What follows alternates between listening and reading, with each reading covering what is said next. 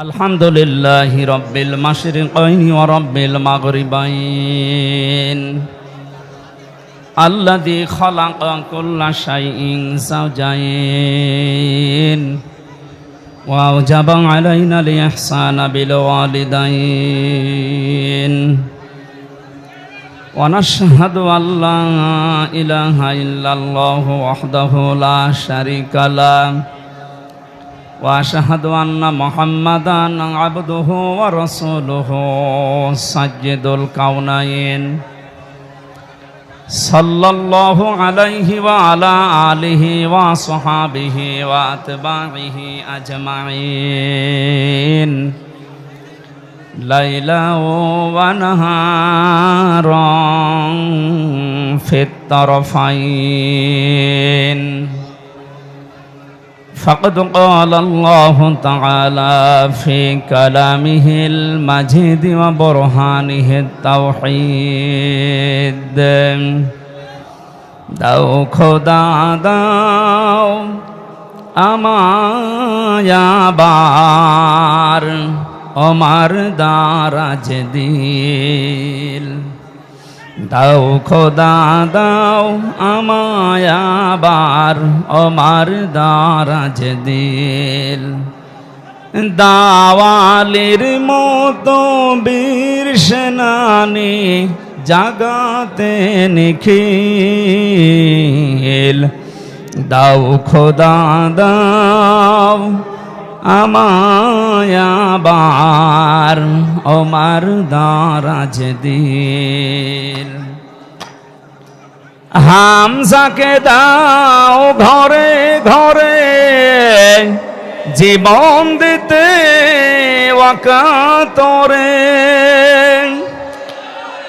আবার কাবা ভাঙতে এলে পাঠাওয়া বাবিল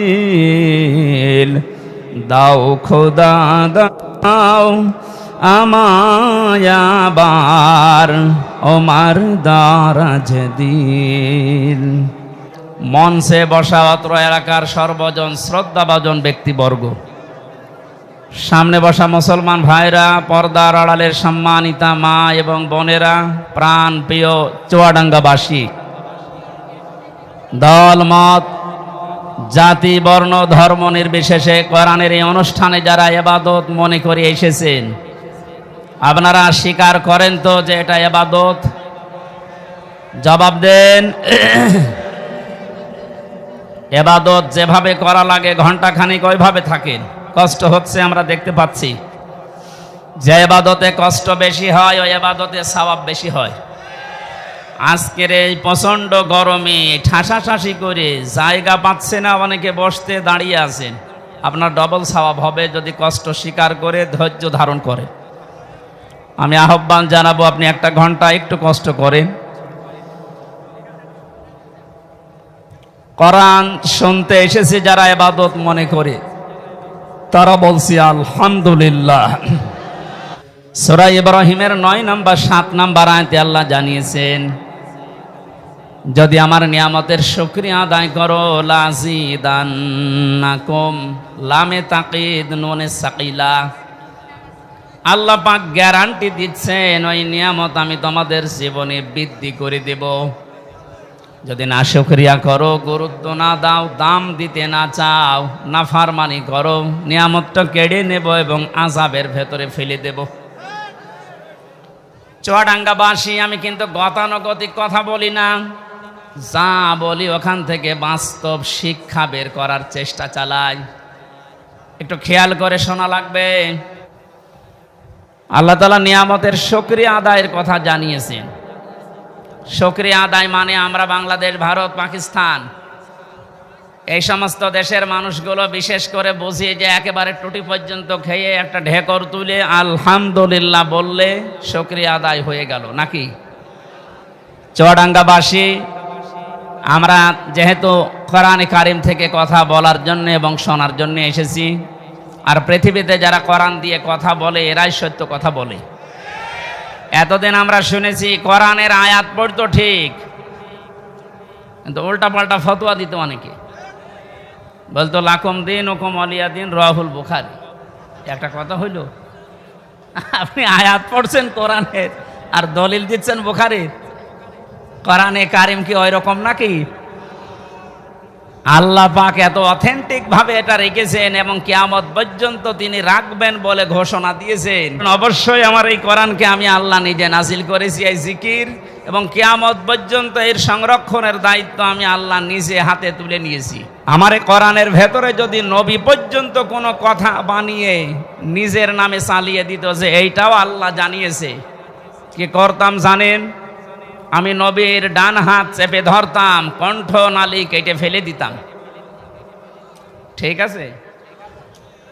না না, ঠিক আপনারা আলেম না, কিসের আলেম পড়ে? লাখাজ না, আমি বললাম যে আল্লাহ পাক নবীজির হাত চেপে ধরতেন না, আল্লাহ নিজের হাত দিয়ে ধরতেন। এখানে ফাইল আল্লাহ নিজে, নবীর হাত ধরতেন না, আল্লাহ নিজে ধরতেন তার হাত দিয়ে। মেনুহু বিল ইয়ামিন। বাম হাতের কথা দিলেন না কেন? ডান হাতের কথা দিলেন কেন? আল্লাহর বাম হাতে শক্তি কম নাকি? আর বাম হাতে থাপ্পড় খেয়েছেন।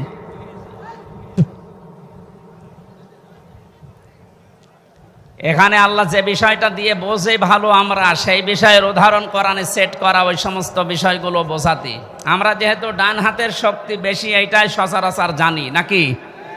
আল্লাহ মিনহু বিশিমাল না দিয়ে মিনহু বিল ইয়ামিন দিয়েছেন।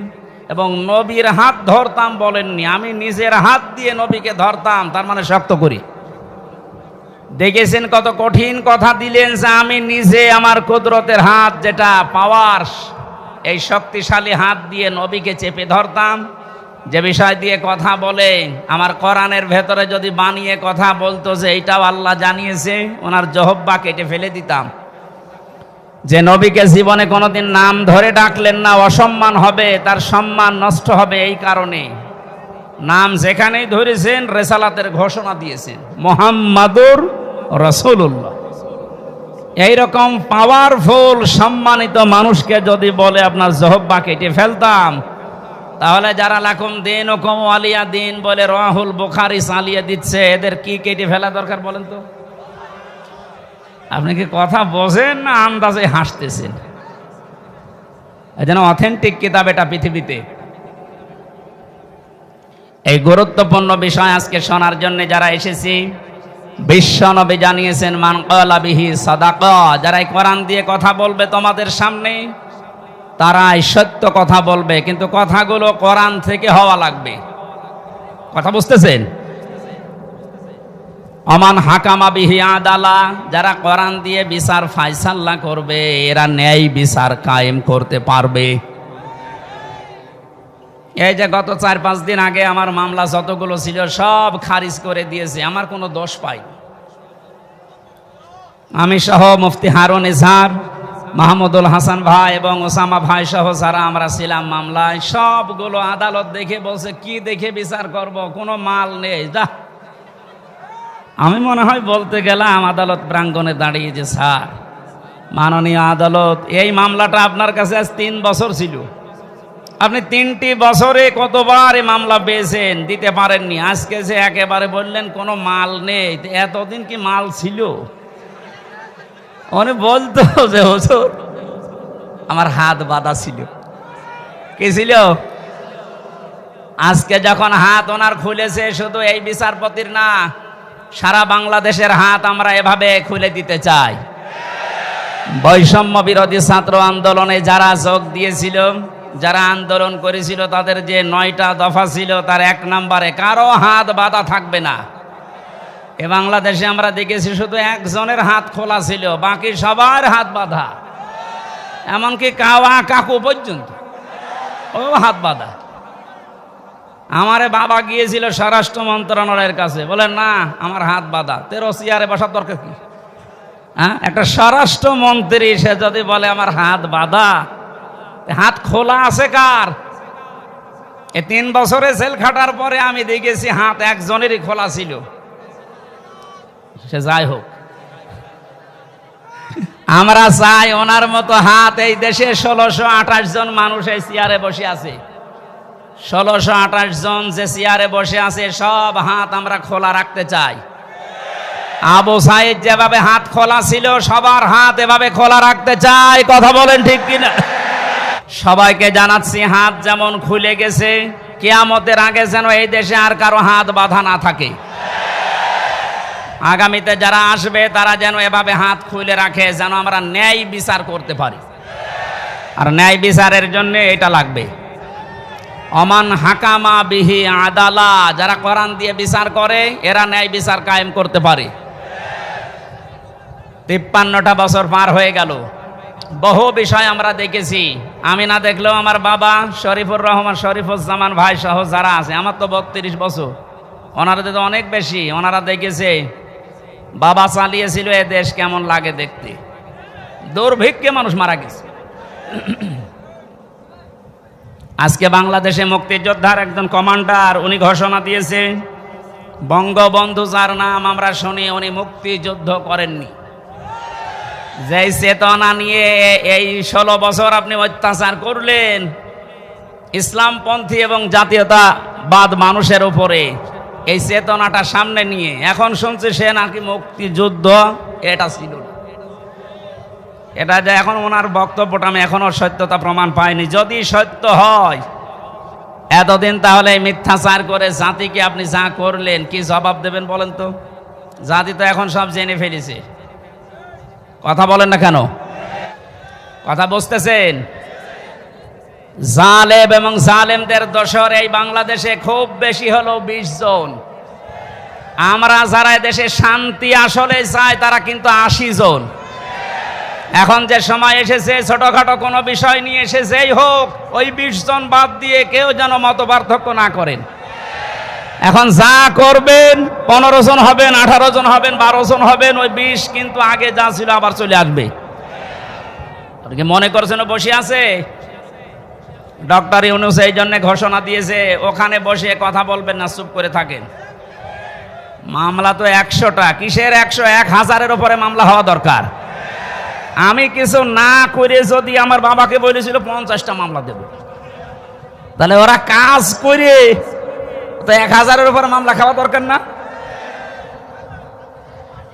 এই জন্য আমাদের এই উদাহরণ থেকে শিক্ষা হচ্ছে, আমরা এখন ছোটখাটো কোনো বিষয় নিয়ে মনোমালিন্য মত পার্থক্য করলে কিন্তু এই জালেমরা উৎপত্তি আছে। ওরা এখনো সব জায়গা থেকে পাল্টায়নি। সংস্কার যখন আরম্ভ হয়েছে, যারা দায়িত্বে আছেন, প্রধান উপদেষ্টা সহ যেই কয়েকজন মানুষ আছেন, খুব তাড়াতাড়ি ইমিডিয়েটলি এই মুহূর্তে 1628টা চেয়ার আমরা পরিবর্তন চাই। কারণ এগুলো সব জালেমদের দোষ। কথা বলুন। এই যে চোপ্প মিয়া, এই চোপ্প থেকে শুরু করে যেই কয়টা ছিল জালেমদের দোসর, এই 1628টা চেয়ারের এই মুহূর্তে সকাল হতে হতে যেন শুনি যে পাল্টিয়ে গেছে। 1000-এর উপরে মানুষ জীবন দিয়ে গেল এইটার জন্যে। কারণ এই বৈষম্যের কারণে আজ হাজার হাজার মানুষ জুলুমের শিকার হয়ে মানবতার জীবন যাপন করেছে। অনেকে বলছে আমরা মাফ করে দিলাম, হ্যাঁ তাদের ব্যক্তিগত বিষয়, কিন্তু সামগ্রিকভাবে কোনো মানুষ যদি ভিকটিম, আমরা যারা আমার মতো 3টা বছর আপনি কোন কারণে আমাকে রাখলেন, আমি যেহেতু বেকসুর খালাস পেয়ে গেছি, আদালত প্রমাণ করেছে যে আমার কোনো দোষ নেই। কথা বলেন না কেন? তাহলে একেবারে উপর থেকে শুরু করে যেই লোকটা আমার মামলার আয়ু, যারা এর সাথে জড়িত, আমার মামলারা যদি বাদিয়ে হুজুর হতো, ওরে যত টাকা লাগে আমি দিয়ে 2 দিন পরে বের হয়ে আসতাম। কিন্তু মামলার বাদী তো একেবারে সরাসরি হাসিনা। মাওলানা মামুনুল হক এবং আমির হামজা, এই 2টা নাম শুনলেই বলতো ফাইল উল্টিয়ে রাখ, পরে কি করেছি আমরা এত। জেলের ভেতরে আপনি যদি রাখবেন তো স্বাভাবিকভাবে রাখেন, ফাঁসির কন্ডেম ছেলে আমারে রেখে দিয়েছে। আমার 11 ঘন্টা টাঙিয়ে রেখেছিলাম। এগুলো বাড়িতে বলি নাই, আমার বাবা গ্রাম্য মানুষ, কষ্ট পাবে, কাঁদবে, এই জন্যে কিচ্ছু জানি না যে বিষয়ে পেছনে হাত বেঁধে তাও সে জিনিস দিয়ে বাঁধে যে বক্তব্য কি পেছনে ওনাদের সামনে বাঁধে। ওনারা তো বড় নেতা, আমাদের বেঁধেছিল পেছনে, সাথে হাত কেটে যায়, পায়ে দেয় ডান্ডা বেড়ি, চোখ কালো কাপড় দিয়ে বেঁধে মাজায় দড়ি দিয়ে টাঙিয়ে রেখেছিল 11 ঘন্টা। মনে হচ্ছে গরু টাঙিয়ে রেখেছে। আপনি কোন কারণে এটা করলেন? এটা যদি 1 দিন 2 দিন 5 দিন 10 দিন হতো, রিমান্ডের ওই 10 দিন মেনে নিতাম। মাটির নিচে নিয়ে গেলেন কোন কারণে? আয়না ঘর শুধু আপনারা নাম শোনেন, আমি তো নিজে পরীক্ষিত দেখেছি। এরপরও অনেকে সাফাই গাইছে, কি করেছে যে ওর পালিয়ে যাওয়া লাগলো, কি করেছে আপনি কেন আসেন, আপনাকে দেখাচ্ছে। যারা বলে যে কি করেছে, আমার মনে হয় তাদেরকে আয়না ঘরে 7 দিন রাখা দরকার। দেখ কি করেছে, কি করেছে এখনো টের পাও না।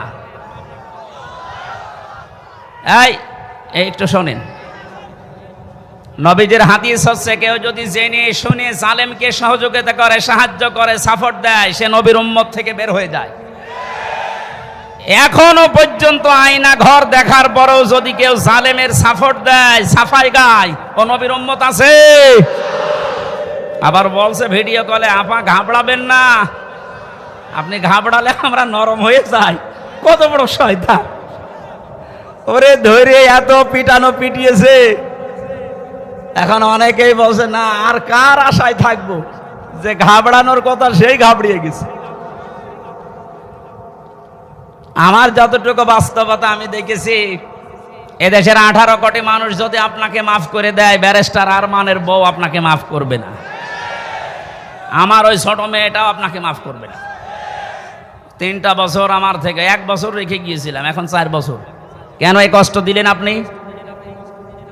যদি ব্যক্তিগতভাবে আপনার উপর রাগ থাকতো আমি মাফ করে দিতাম। আপনি তো আল্লাহর টার্গেট। জালেম যারা, এরা টার্গেট হামজার, শরীফের, কার? চুয়াডাঙ্গাবাসী ভালো করে শোনেন, এই জেলায় যারা জালেম ছিল ওরা কিন্তু শরীফের টার্গেট না, ওরা রুহুল আমিনের টার্গেট না, ওরা সরাসরি টার্গেট আল্লাহর। শব্দটা শুনতে ছোট মনে হচ্ছে। সূরা শুরা 42 নম্বর আয়াত, 25 নম্বর পারার 6 নম্বর পৃষ্ঠা 13 নম্বর লাইনে আছে। এটা ইবনে কাসিরে পাবেন। রব্বুল আলামিন বলেন, অবশ্যই আমি আল্লাহ মামলা দায়ের করব, কেস করব তাদের বিরুদ্ধে যারা মানুষ হয়ে মানুষের উপরে জুলুম করেছে। জুলুমের সীমা ছাড়িয়ে গেলে, দেওয়ালে যদি একেবারে পিঠ ঠেকে যায়, তখন মানুষ আর সহ্য করতে না পেরে কাজ করে। এই জন্য জালেমরা কিন্তু পৃথিবীর মানুষের মামলার আসামি না, এরা আল্লাহর মামলার আসামি। আপনি কি আল্লাহর মামলার আসামি যারা, আল্লাহর অভিযোগে অভিযুক্ত যারা, তাদের পক্ষ নিতে পারেন? বলেন পারেন? আপনার বিবেকটা কাজে লাগাবেন। নিয়ামতের শুকরিয়া আদায়ের কথা বলছিলাম। কেউ যদি কোনো নিয়ামত পেয়ে শুকরিয়া আদায় করতে চায়, 3টা মাধ্যম আছে। 1 নম্বরে মুখে স্বীকার করা যে হ্যাঁ এটা নিয়ামত। আমরা মুখ দিয়ে স্বীকার করলাম যে এটা নিয়ামত। কেন? বাস্তবে দেখেছি, এই যে বিশাল অনুষ্ঠানটা কোরআনের কথা শোনানো হবে বলে ওরা সাজিয়েছে, এই অনুষ্ঠানটা আগস্টের 5 তারিখের আগে যদি কেউ করতে চাইতো 10 জায়গায় অনুমতি নেওয়া লাগতো। 6 তারিখ, 7 তারিখ, 8 তারিখে একটা ঘোষণা এসে গেছে ডক্টর মোহাম্মদ ইউনূসের পক্ষ থেকে। অন্যান্য ধর্মের মানুষেরা যেভাবে তাদের ধর্মীয় অনুষ্ঠান পালন করে, এদেশে মুসলমানেরা কোরআন প্রচার করবে, কোনো মহারথীর অনুমতির প্রয়োজন আর নেই। এটা নিয়ামত না? কত বড় নিয়ামত আপনি জানেন? কয়েকদিন আগে বাংলাদেশ জামাত ইসলামী কুষ্টিয়া জেলা শাখার উদ্যোগে পুরা কুষ্টিয়া জেলার প্রায় 550 আলেমকে দাওয়াত দিয়েছিল একটা সেমিনারে। সব ঘরানার আলেমরা ছিল। 3.5 ঘন্টা থেকে 4 ঘন্টা সেখানে আলোচনা করেছে কোরআনের ওপরে, হাদিসের ওপরে। আপনি একটু ভাবেন তো, এটা যে 550 আলেম এক জায়গায়, আগস্টের 5 তারিখের আগে এত মানুষ না, 5 জন আলেম এক জায়গায় হলে 10টা মামলা হয়ে যেত।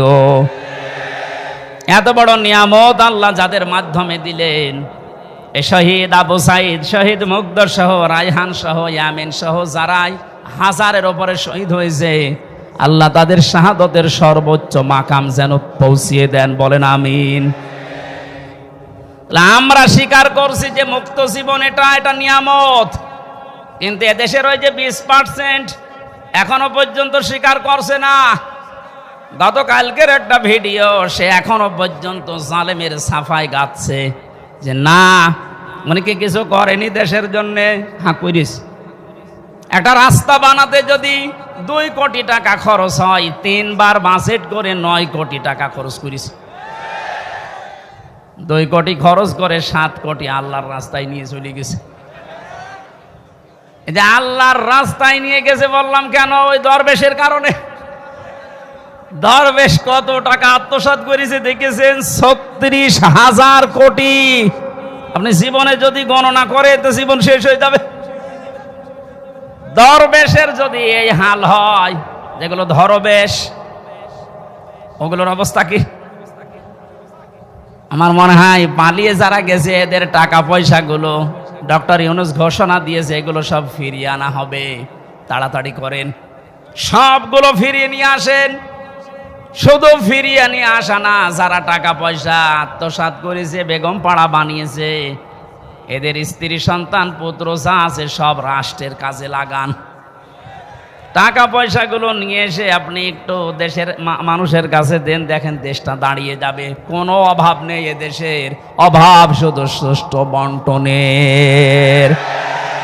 এই সুষ্ঠু বন্টন যেন হয়, আমরা এরকম মানুষকে এখন সামনে চাই। কথা বলেন ঠিক কিনা? ওনার যখন বলল যে আমার 2টা ছেলে হাফেজ আলেম হবে, আমার মন হৃদয় ভরে গেছে। এরকম মানুষকে আপনি দায়িত্ব দেবেন, যে মানুষগুলো কোরআনে কারিম নিজে পড়ে, সন্তানকে পড়ায়। আমি এর আগে শুনেছিলাম যে ওনার ভাই, যে টরিক ভাই নাকি, উনি একটা মাদ্রাসা অলরেডি নিজে একা একা চালায়, এবং চুয়াডাঙ্গার ভেতরে ওইটা নাকি একটা মডেল। কয়েকদিন আগে আমি মালয়েশিয়া ছিলাম, মেজানুর রহমান আজহারি ভাইয়ের সাথে কয়েকটা প্রোগ্রাম ছিল। উনি আমাকে বলছিল টরিক ভাই সালাম দিয়ে, উনি আসবে বাংলাদেশে কিছুদিনের ভেতরে। কুষ্টিয়াতে একটা প্রোগ্রাম নেওয়ার কথা জানিয়েছি, কুষ্টিয়ার স্টেডিয়াম মাঠে। উনি আর আমি থাকবো, আপনারা ইনশাল্লাহ যাবেন, দাওয়াত দিয়ে দিলাম অগ্রিম। চুয়াডাঙ্গাবাসী 100 জনের 80 জন আমরা এখন স্বীকার করে নিলাম যে হ্যাঁ, এটা আমাদের জন্য নিয়ামত। কিন্তু ওই জালেমরা তারা এখনো পর্যন্ত স্বীকার করে না যে এই স্বাধীনতা এটা নিয়ামত। কথা বলেন না কেন? তাহলে নিয়ামত পাওয়ার পরে আমরা যারা 80 ভাগ শুকরিয়া আদায় করলাম, মুখ দিয়ে স্বীকার করছি যে হ্যাঁ এটা নিয়ামত, 20 ভাগ যারা আছে এখনো পর্যন্ত স্বীকার করছে না। আপনি মাঝে মাঝেই দেখবেন ওরা নতুন নতুন ইস্যু তৈরি করে এই 20 জন বিশৃঙ্খলা তৈরি করছে। প্রথমে ওরা অমুসলিমদেরকে দিয়ে চেষ্টা চালিয়েছিল সংখ্যালঘু নাম দিয়ে। জামাতে ইসলামের কেন্দ্রীয় আমির যিনি ডাক্তার শফিকুর রহমান ঘোষণা দিয়েছেন এই বাংলাদেশে কোনো সংখ্যালঘু সংখ্যাগুরু নেই। সুতরাং এই ইস্যু তুলে যারা মানুষের ভেতরে বিদ্রোহ তৈরি করতে চাচ্ছেন তাদের হালে পানি নেবে না ইনশাআল্লাহ। ন্যায়নি পৃথিবী বুঝে গেছে না, এটা ওদের দুর্বিসন্ধি। এরপরে ওরা আস্তে আস্তে চালিয়েছিল প্রধান বিচারপতিকে দিয়ে দেশটা অস্থিতিশীল করতে, ছাত্রদের সামনে ধরা পড়ে গেছে। এরপরও যখন পারে নাই, চেষ্টা চালিয়েছে আনসার দিয়ে। কিসের আনসার? 42,000 আনসার নিয়োগ হয়েছে এই দেশে এই 9 সাল থেকে শুরু করে 24 সাল পর্যন্ত। তার 32,000 সবগুলো গোপালগঞ্জে। 42,000-এর 32,000 যদি গোপালগঞ্জের হয়, বাকি 63 জেলার মানুষ আমরা ঘাস কাটছি। দুর্নীতির কোন জায়গায় পৌঁছিয়েছিল আপনি চিন্তা করেন? এই দেশের জাতীয় মসজিদের ইমাম পর্যন্ত পালিয়ে গেছে। ইমাম সাহেবও যদি পালিয়ে যায়, আর কোন জায়গা বাকি আছে বলে আপনার মনে হচ্ছে?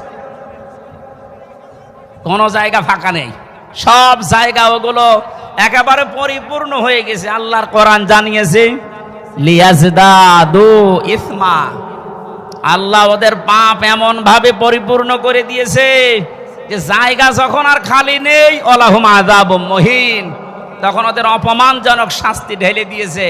এর বাস্তব প্রমাণ এই কালামানিক, ওর বিসি পর্যন্ত উড়ে গেছে। বলেন আর কি বাকি থাকে? এটা বিচারপতি, তাও সুপ্রিম কোর্টের। এত বড় শয়তান ছিল, কথা বললেই শুধু মুসলমানদের, ইসলামের আর কোরআনের। 20 ভাগ মানুষ এখনো স্বীকার করেন না আপনারা। এই জন্য নতুন নতুন করে আপনারা কু তৈরি করছেন। প্রধান বিচারপতিকে দিয়ে একবার চেষ্টা চালিয়েছে, পারে নাই। আনসারদেরকে দিয়ে চেষ্টা চালিয়েছে, ওটাও পারে নাই। যারা দায়িত্বে আছেন এদেশের এখন আহ্বান জানাবো, কিসের আনসার? পুলিশ ছাড়া যদি দেশ চলতে পারে, আনসার ছাড়া 1 আর 2। এ বাহিনী বিলুপ্ত করে দেন, কোনো দরকার নেই। আনসার নাম নিস, আনসার মানে সাহায্যকারী। কিসের সাহায্য করেন আপনি? যেই কয়টা ধরা পড়েছে সবগুলো বলছে আমাদেরকে মাঠে নামিয়েছে এই সাহায্য করার জন্য। ওরা এরপরে ডাক্তার লাগিয়েছে, পারে না, এরপরে গার্মেন্টস কর্মীদেরকে লাগাচ্ছে সামনে, কারণ ওদের চরিত্রের দিকে তাকিয়ে বললাম এত নিচে নামতে পারে। জেলখানায় মানুষ এমনিতেই থাকে অসহায়। গিয়াসউদ্দিন মামুন এবং অপু ভাই আর আমি এক জায়গায় ছিলাম, আমাদের তিনজনকে টার্গেট নিয়েছিল যে সিসি ক্যামেরা লাগিয়ে দাও। ওই উপর থেকে শয়তান দেখতো, ওদের সাথে কেউ আমাদের সাথে কেউ কথা বললে তাড়াতাড়ি করে ওকে কল দিয়ে বলতো ওদেরকে তাড়াতাড়ি আলাদা কর। এমনিতেই আসি ফাঁসির কন্ডেম ছেলে, এরপরে 24 ঘন্টা তালা লাগান, এরপরে সামনে কারারক্ষী বসা, এরপরে যোগাযোগ বিচ্ছিন্ন, এরপরে যদি সিসি ক্যামেরা লাগিয়ে থাকে বলেন তো কেমন লাগে? সুতরাং আমাদের উচিত, আমরা যেহেতু নিয়ামতের শুকরিয়া আদায় করার জন্য আয়াতটা পড়লাম, আমরা স্বীকার করছি 80% মানুষ যে আমরা আসলে এখন একটা নিয়ামত পেয়েছি। 2 নম্বরে মনের ভেতরে একটা আলাদা শান্তি লাগবে, যেটা আমার লাগে, আপনাদের লাগছে না? 3 নাম্বারটা কি? নিয়ামতের শুকরিয়া আদায় করার জন্য 3 নাম্বার, আল্লাহ পাক বলেন যে নিয়ামতটা পেয়েছো এটা পৌঁছিয়ে দাও জায়গা মতো। আমি যেহেতু হাদিস পড়েছিলাম, ন্যায় বিচার কায়েম করার জন্য কোরআন লাগবে, এই জন্য এই নিয়ামতকে সর্বোচ্চ জায়গায় নেওয়ার জন্য কোরআনের বিধান রাষ্ট্রীয়ভাবে কায়েম করা লাগবে। বাবার কথা বলছিলাম, উনি চালিয়েছে, স্বামীও চালিয়েছে দেশ, বুবুও চালিয়েছে, চাচা চালিয়েছিল জোর করে, প্রত্যেকেই তো চালিয়েছে দেখলাম। ও বাংলার মুসলমানেরা এখন শুধু দেখতে বাকি আছে আল্লাহর এই কালাম দিয়ে দেশটা চললে কেমন দেখা যায়। এইটা দিয়ে বাংলার সংসদ চলুক, কারা চান দেখে? লিল্লাহে তাকবীর। নিয়ামতের শুকরিয়ার যে 3টা শর্ত পেলাম, মুখে স্বীকার করা, অন্তরে আনন্দ পাওয়া, আর নিয়ামতকে তার সর্বোচ্চ জায়গায় পৌঁছিয়ে দেওয়া, এটা পৌঁছাতে আল্লাহর কালামের বিকল্প নেই। এই জন্য ন্যায় বিচার যদি আমরা এখন দেখতে চাই, বিচার ব্যবস্থা লাগবে কিসের? আরো জোরে বলেন, আমান আমিলা বিহি উজিরা। যারা গ্রামার বোঝেন, কোন মানুষ যদি আমল করে কোরআন কেন্দ্রিক, আল্লাহ পাক নিজে তাকে এই আমলের জন্য পুরস্কার হাতে করে দেবেন। আমান দাআ ইলাইহি হাদা। কোন মানুষ যদি কোরআনের দিকে ডাকে, আল্লাহ নিজে তাকে হেদায়েতের উপরে রাখে। ফাকাদ হুদিয়া ইলা সিরাতিম মুস্তাকিম। রব্বুল আলামিন বলেন, তুমি যদি কোরআনের ডাকে সাড়া দিতে পারো, সব কিছু ফেলে দিয়ে আল্লাহ তোমাকেও জান্নাতের পথ সিরাতে মুস্তাকিম নসিব করে দেবে। বলেন আমিন। দরুদ আর সালাম পাঠ করার মাধ্যমে আজকের তেলাওয়াতকৃত আয়াত সূরা হিজর 43-44 2টা আয়াত পড়েছি। আমি এক আয়াত বা হাফ আয়াত পড়ি তাফসীর মাহফিল, আজকে 2টা পড়েছি, একটু বেশি সময় কথা বলবো, থাকবেন তো নাকি? হে নবী, আপনি আপনার রবের ইবাদত করেন ওই দিন পর্যন্ত যতক্ষণ আপনার কাছে ইয়াকিন না আসে। এখানে ইয়াকিন শাব্দিক অর্থ হচ্ছে মউত। তাফসীরে মুফাসসির লিখেছেন ফি জিলালিল কোরআনে, ইয়াকিন মানে এখানে আল্লাহ মউতকে ইন্ডিকেট করেছেন। সুতরাং আমাদের ইবাদত করা লাগবে 2 দিন, 5 দিন, 10 দিন না, একেবারে মরণ পর্যন্ত। কথা বলেন ঠিক কিনা?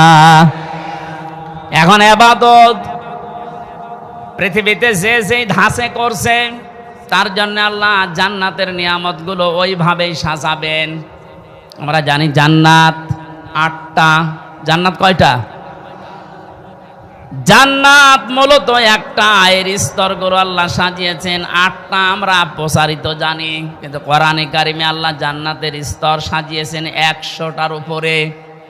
দুনিয়াতে যে ধরনের ইবাদত করবে, কাজ করবে, আমল করবে, কিয়ামতের ময়দানে আল্লাহ তাকে ওই ধরনের জান্নাতে প্রবেশ করাবে। সিস্টেম অপর পৃষ্ঠায় দেখুন, যেই মানুষটা দুনিয়াতে যে ধরনের অপরাধ করবে, গনা করবে, পাপ করবে, আল্লাহ পাক কিয়ামতের ময়দানে তাকে ওই ধরনের জাহান্নামের দরজা দিয়ে প্রবেশ করিয়ে শাস্তি দেবে। জাহান্নামের বর্ণনা কোরআনে কারিমে আয়াত অনুযায়ী আল্লাহ বলেন লাহা সাবাতু আবওয়াব। এর আগে যেহেতু জাহান্নামের আলোচনা চলছিল, এই জন্য দ্বারা আল্লাহ জাহান্নামকে ইঙ্গিত দিয়েছেন। জাহান্নাম আল্লাহর কাছে একটা, এর দরজা স্তর যাই বলেন 7টা। লিকুল্লি বাবিম মিনহুম জুজুম মাকসুম, প্রত্যেকের জন্য আলাদা আলাদা দরজা আছে। দুনিয়াতে যে যেই ধরনের অপরাধ করবে আল্লাহ পাক তাকে ওই দরজা দিয়ে ওই জাহান্নামে প্রবেশ করাবে। বলেন নাউজুবিল্লাহ। তাহলে আয়াত থেকে আমাদের শিক্ষা এই, আমরা এখন কোন ধরনের আমলে, কোন ধরনের গনার কাছে আছি, যার কারণে আল্লাহ এমন দরজা বানিয়েছে যে আমি ও দরজার উপযুক্ত হয়ে গেলাম কিনা। এই জন্যে আজকের এই তাফসীর মাহফিলে আমাদের আশা, আল্লাহ রাব্বুল আলামিন যে জাহান্নাম বানিয়েছেন এটা বিশেষ্য। এ পদটা পড়া কোরআনে কারিমে নামটা 59 বার আল্লাহ ব্যবহার করেছেন। পড়া কোরআনে কারিমে আমি ধারাবাহিকভাবে দেখেছি জাহান্নামের স্তরগুলো আল্লাহ সাজিয়েছেন 7টায়। প্রথম স্তরের নাম দিয়েছেন তিনি লাযা। এবার আমাদের এখান থেকে একটা বিষয় নেওয়া দরকার। লাযা নামে যে দরজা আল্লাহ বানিয়েছেন, এর কাজ কি, এটা কেমন, এর ভয়াবহতা কি, এখানে গেলে আল্লাহ কি কি ধরনের শাস্তি দেবেন, কোন কোন কারণে। জাহান্নামের যত দরজার বর্ণনা পেয়েছি আমি কোরআনে, তার 1 নম্বরে লাযা। এটা এত ভয়ঙ্কর, এত কঠিন। আল্লাহ পাক বরণে দরজা দিয়ে যারাই প্রবেশ করাবো জাহান্নামে, প্রবেশ করার সঙ্গে সঙ্গে নিজের শরীরের চামড়া খসিয়ে ফেলবে। ও বাংলার মানুষেরা, পৃথিবীতে আমি বহু জায়গায় গিয়েছি, বহু কঠিন এবং ভয়ঙ্কর ঘর আমি দেখেছি, কিন্তু ঘরে প্রবেশ করলেই মানুষের চামড়া খসে যায়। আমি দেখিনি, শুনিও নাই। আল্লাহ এমন একটা ঘরের কথা বললেন, দরজার কথা বললেন, জাহান্নামের কথা বললেন, যেখানে গেলে মানুষের আগেই চামড়া খসে পড়ে যাবে।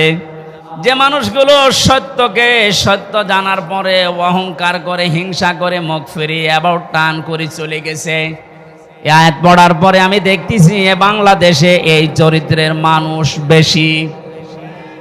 এদেরকে চোখে আঙ্গুল দিয়ে গুলিয়ে খাওয়ালে এরা সত্যকে সত্য বলে মেনে নিতে চায় না।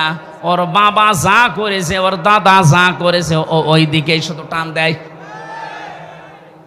আল্লাহ পাক বলেন তাদউ, ডাকবে তাদেরকে ইলাসা মান আদবারা ওয়া তাওয়াল্লা। যে ব্যক্তি এদবার করে, মুখ ফিরিয়ে নেয়, অহংকার করে, যারা দাম্ভিকতা করে, আল্লাহর কোরআন থেকে, আল্লাহর আয়াত থেকে যারা মুখ ফেরায়, আয়াতকে মিথ্যা মনে করে, মিথ্যা প্রতিপন্ন করে, এবং কথা শোনার পরেই যারা মুখ ফিরিয়ে অহংকার করে চলে যায় আমার কোরআনের সাথে, এই মানুষগুলোর প্রথম শাস্তি হচ্ছে লা তুফাত্তাহু লাহুম আবওয়াবুস সামা। এদের জন্য আকাশের কোনো দরজা খোলা হচ্ছে না, হবে না। ও বাংলার মুসলমানেরা, মুসলমান নাম নিয়ে যারা কোরআনের কথা শোনার পরে যারা মিথ্যা মনে করেন যে না এগুলো মনে হয় আল্লাহ দেয়নি, হামজা বানিয়ে বলতে পারে, আবার শোনার পরে যারা অ্যাবাউট টান করে মুখ ফিরিয়ে অহংকার করে চলে যান, তাদের জন্য কিন্তু আকাশের সব দরজা বন্ধ। প্রশ্ন আসতে পারে, দরজা খোলা বন্ধ এ আমার কি দরকার? না, আজরাইল যখন মানুষের জান কবজ করবে সঙ্গে সঙ্গে ওইটা নিয়ে কিন্তু আকাশেই উঠবে। কোথায়? আল্লাহ 1 বছর যদি দিতেন যে বাপ, তাহলে একটা দরজা বন্ধ থাকতো। আল্লাহ আবওয়াব দিয়েছেন বহু বছর। কোরআনের কথা শোনার পরে যারা অহংকার করে চলে যাবেন, মরণের পরে আপনার একটা দরজাও আপনি খোলা পাবেন না, সব দরজা আপনার জন্য বন্ধ। তো ফাত্তাহু এটা মজারে, বর্তমান, ভবিষ্যৎ, প্রেজেন্ট, ফিউচার। সুতরাং এখন যারা আল্লাহর আয়াতের সাথে এই আচরণ করছেন তাদের আমল আকাশে ওটা বন্ধ হয়ে গেছে, কোনো দরজা খোলা নেই। মরণের পরে আপনার এই রূহকে আল্লাহ উপরে তুলতে দেবে না, সব দরজা বন্ধ করে দেবে। বিবেক থাকলে ভাবেন তো কত কঠিন বিষয় এটা। দুনিয়ায় এতটুকু বিপদে আজ হাজারো মানুষ নিজের দলের বিপক্ষে কথা বলতেছে, আর কিয়ামতের এই কঠিন ময়দানে সব দরজা আপনার জন্য আল্লাহ বন্ধ ঘোষণা দিয়ে দিল। যতদিন পর্যন্ত সূচের ছিদ্র দিয়ে উট প্রবেশ করে যেতে না পারে, চুয়াডাঙ্গাবাসী কোনোদিন কল্পনাও আসে এটা যে সূচের ছিদ্র দিয়ে উট যেতে পারে? কথা বলেন না কেন? এটা যেমন অসম্ভব, আল্লাহর কোরআনের কথা শোনার পরে বিশ্বাস হতে চায় না, অহংকার করে চলে যাচ্ছেন আপনার জন্য জান্নাতে যাওয়া ওই রকম অসম্ভব। আল্লাহ জাহান্নামের চাদর উপরে বিছিয়ে দেবেন।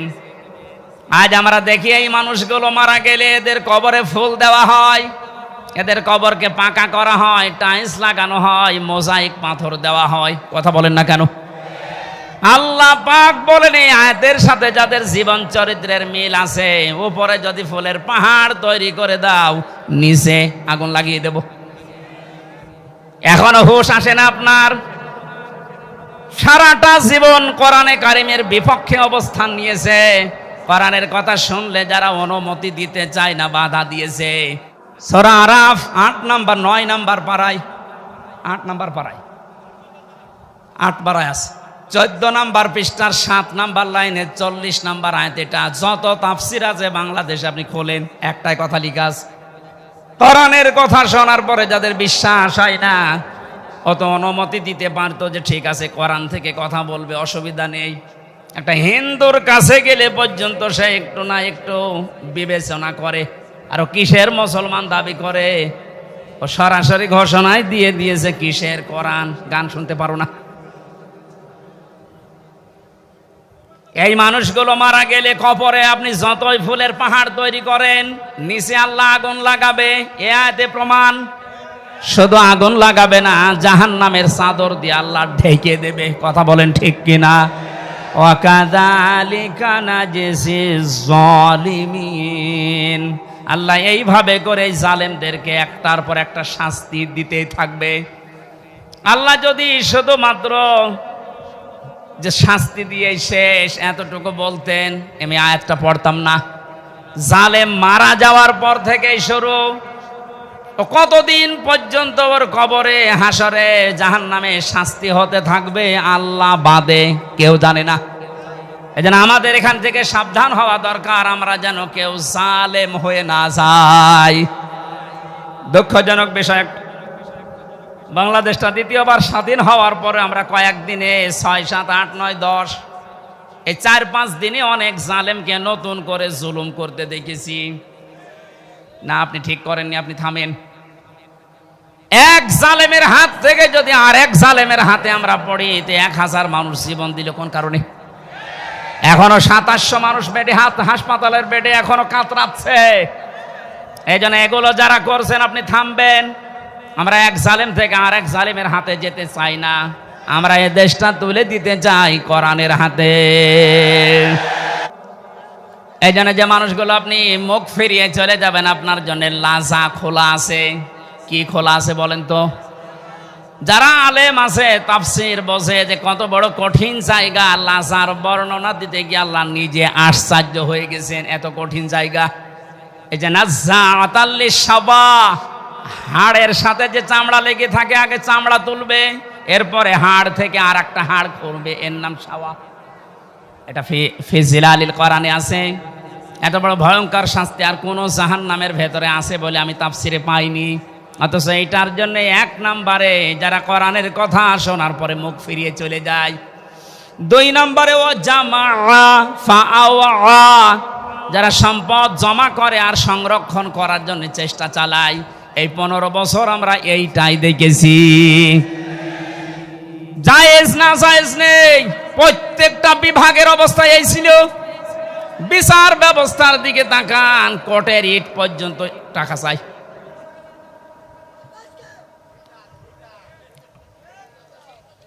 আমি প্রথম যখন গ্রেপ্তার হয়েছিলাম সে 11 সালে, আমরা যখন থানা থেকে ছেড়ে দিল, ওখানে যে দাঁড়িয়ে আছে গেটে, বলছে টাকা দেন। না, টাকা কোথায় পাবো?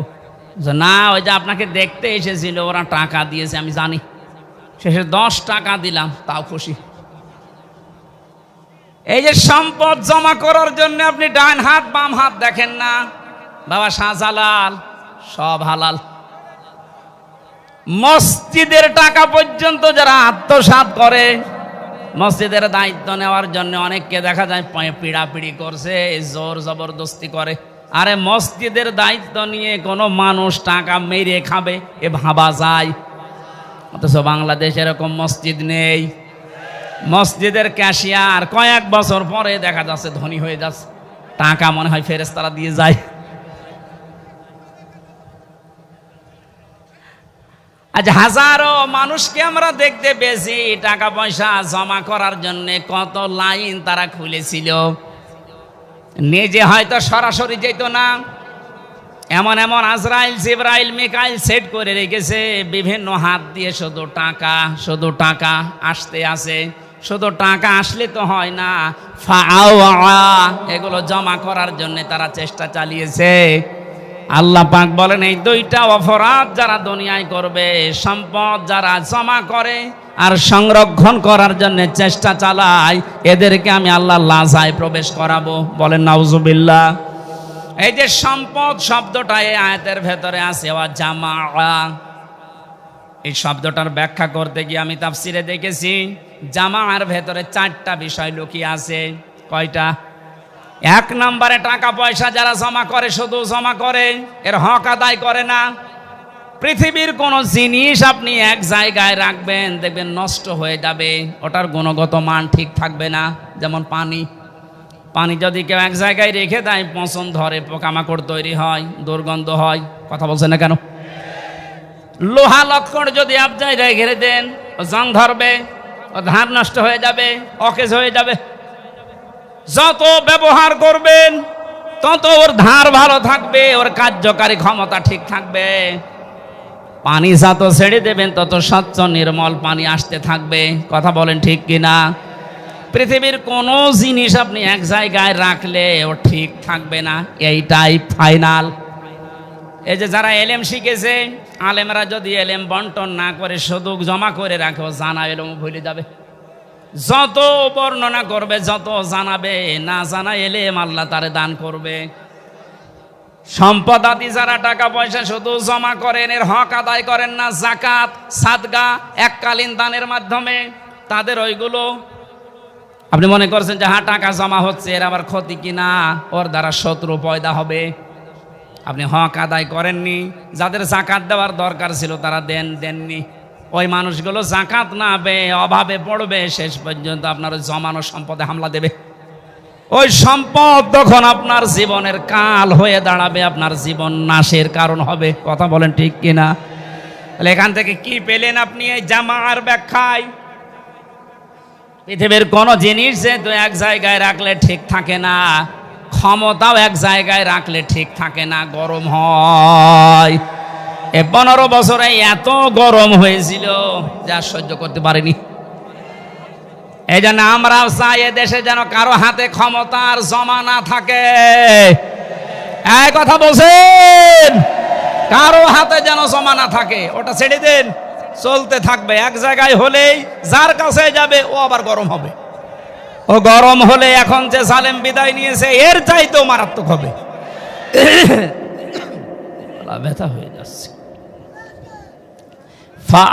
দিয়েছেন জামার ব্যাখ্যায় যে 4টা অর্থ পেয়েছি। 1 নম্বরে অর্থ সম্পদ, 2 নম্বরে ক্ষমতার চেয়ার। যারা এটাকে বারবার জমা করার চেষ্টা করে কিন্তু এর হক আদায় করে না, এই মানুষগুলোকে আল্লাহ জাহান্নামে লাজায় প্রবেশ করাবে। 3 নম্বরে অস্ত্র শস্ত্র, এগুলো যারা জমা করে কিন্তু এগুলোর যে ব্যবহার যাদের দ্বারা করা উচিত তারা না করে অবৈধ মানুষ ব্যবহার করে। আজ হাজার হাজার মানুষকে দেখেছি যাদের হাতে অস্ত্র তোলা জায়েজ নেই, ওই মানুষগুলো অবৈধ অস্ত্র নিয়ে ঘোরাফেরা করে আর মানুষের অর্থ সম্পদ বিভিন্ন কায়দায় খায়। 4 নম্বরে পেয়েছি মান সম্মান। মান সম্মান আপনি জমা করতেই থাকবেন, এর যে একটা হক আছে এই সম্মান রক্ষা করার, ওই পর্যন্ত আপনি নিয়ে যেতে পারেন না। আমার মনে হয় অর্থগুলো একটু কঠিন হয়ে যাচ্ছে। আলেমরা যারা আছে তারা তো বুঝতেছে। এই জামার ব্যাখ্যায় ইবনে কাসিরের ভেতরে 4টা অর্থ আছে। ফাওয়া শুধু জমা করে তা না, এটা যেন সংরক্ষণ করে রাখা যায়, এই দুর্বিসন্ধি তারা তৈরি করে। যত টাকা এরা অবৈধভাবে কামাই করেছিল, কিভাবে এটা সংরক্ষণ করা যায়, একেবারে এইটে গুটে বসেছিল, কিন্তু আল্লাহ সহ্য করে নাই, সবগুলো এখন ধ্বংস করে দিয়েছে। এমনও কোটি কোটি টাকার মালিক এখন জেলখানায় বসে এই যে ফলরে আমরা যেভাবে ঘুমিয়েছি ওইভাবে ঘুমাচ্ছে। কি হলো আপনার এই টাকা দিয়ে? এ তো দুনিয়ার বিষয় গেল। চোখ বোঝার পরে আপনি যাবেন এই লাজায়, কোথায় যাবেন? আল্লাহ আমাদেরকে যেন এরকম জায়গায় নিয়ে না যান, বলেন আমিন। তাহলে আমরা আজকে একটা দরজার বর্ণনা শুনলাম যে লাজা নামে যে দরজা আল্লাহ জাহান্নামে বানিয়েছেন। জাহান্নামে একটা, এর দরজা 7টা। তার প্রথম নাম্বার লাজা, এত কঠিন ভয়ঙ্কর, গেলেই চামড়া খসে যাবে, হাড় থেকে আলাদা হয়ে যাবে। 365 জায়গায় জোড়া দেওয়া আছে, সবগুলো এই দরজা দিয়ে ঢুকলে আল্লাহ খসিয়ে ফেলবে। আল্লাহ এই কঠিন ভয়ঙ্কর শাস্তির মুখোমুখি আমাদেরকে যেন না করেন। যে শাস্তির কথা, যে আমলের কথা আমরা শুনলাম, যে সত্য শোনার পরে আমরা জানার অ্যাবাউট টান না করি।